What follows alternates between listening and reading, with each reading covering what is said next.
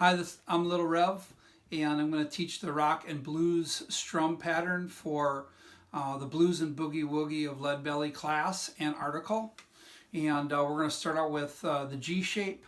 And what we'll do is we'll take our pinky and we'll lift it on and off of the 4th fret of the C string. That's an E note. And it's just a down-up strum, okay?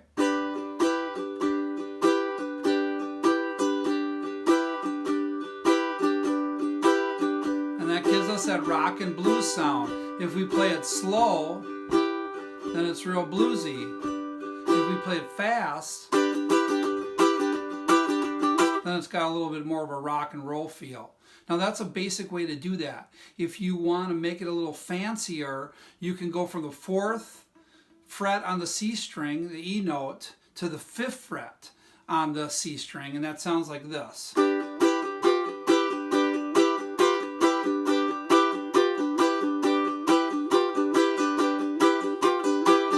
There's 2 options for you there.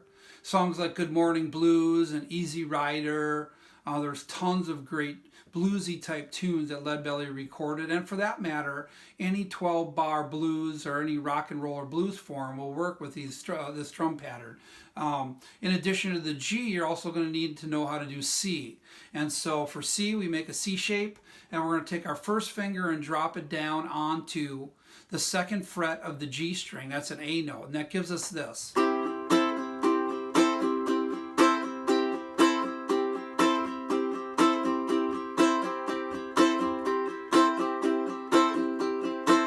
Okay, and then the way to make that a little fancier is to go from the 2nd fret to the 3rd fret, and that is like this.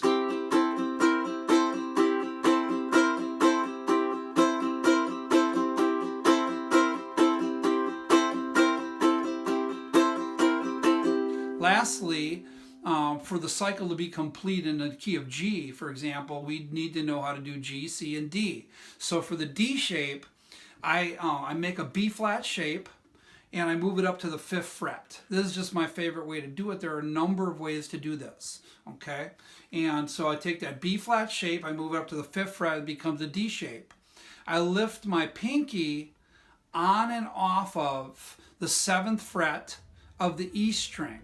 Okay, and that is a B note. So we get this.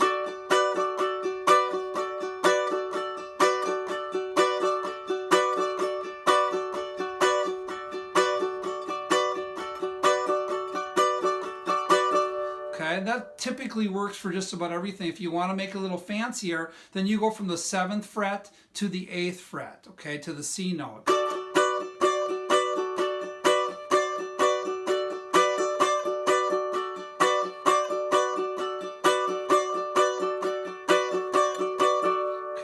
You can play those against major chords or 7th chords. You can play it against a whole bunch of different type of chord forms there. So we got the G, we got the C, and we got the D.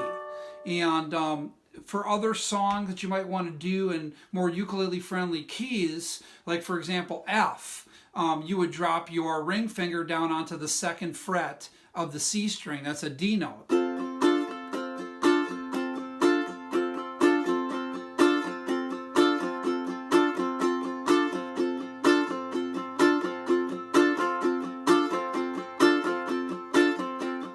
Make it a little more fancy.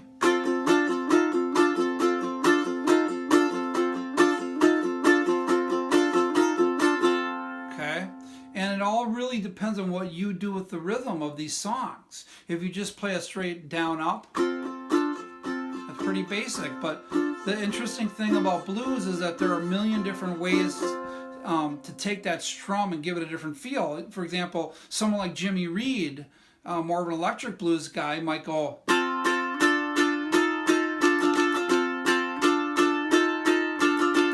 So it's really exciting when you start to play with the potential of that pattern. Again, if we're playing an F, we would need to have a B flat chord. And so we do just like we did up on the D shape. We drop our pinky down onto the 3rd fret of the E string. It's really the same thing that we did up here spatially. Okay, but we're going to do in first position, that's B flat. And that's what we do in the key of F when we go to the B flat shape. Okay? Or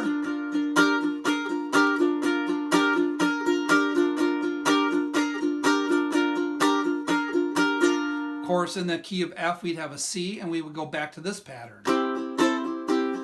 Or over a C7th. Okay? So that should give you some ideas and some places to start. All right? Good luck.